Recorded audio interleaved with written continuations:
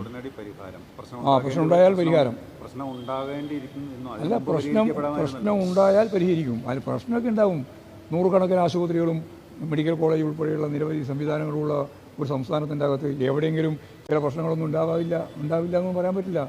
ഉണ്ടാവും.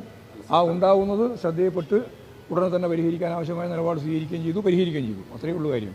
കോവിഡ് പശ്ചാത്തലം ഉൾപ്പെടെയുള്ള സാഹചര്യത്തിൽ ലോകം തന്നെ പ്രശംസിച്ച കേരളത്തിലെ ജനകീയാരോഗ്യ പ്രസ്ഥാനം, ആ ജനകീയാരോഗ്യ പ്രസ്ഥാനത്തിനകത്ത് എവിടെയെങ്കിലും ഒരു ചെറിയ പ്രശ്നം ഉണ്ടാകുമ്പോൾ അത് പർവ്വതീകരിച്ച് ഇനി ഇവിടെ അതേ ഇല്ല എന്ന് പറയുന്ന ഒരു പ്രത്യേക മാനസികാവസ്ഥ എന്താ പറയുക? എന്നിട്ട് അതിൻ്റെ ഭാഗമായിട്ട് സമരം നടത്തുക. ഒരു പ്രത്യേക അതുകൊണ്ടെന്താ ആരെങ്കിലും പറയുന്നതിനനുസരിച്ചിട്ടാണോ പ്രതിപക്ഷം സമരം ചെയ്യാൻ പോകുന്നത്? പ്രതിപക്ഷത്തിന് ഒരു ആയുധം നൽകുന്ന രീതിയിലുള്ള പരാമർശം വന്നാൽ സ്വാഭാവികമായിട്ടും അതിന് അവരുടേതായ പ്രതികരണം വരികയും ചെയ്തു. ഇനിയിപ്പം ഡോക്ടർ പറഞ്ഞാലും പറഞ്ഞില്ലെങ്കിലും അത് നടന്നല്ലോ.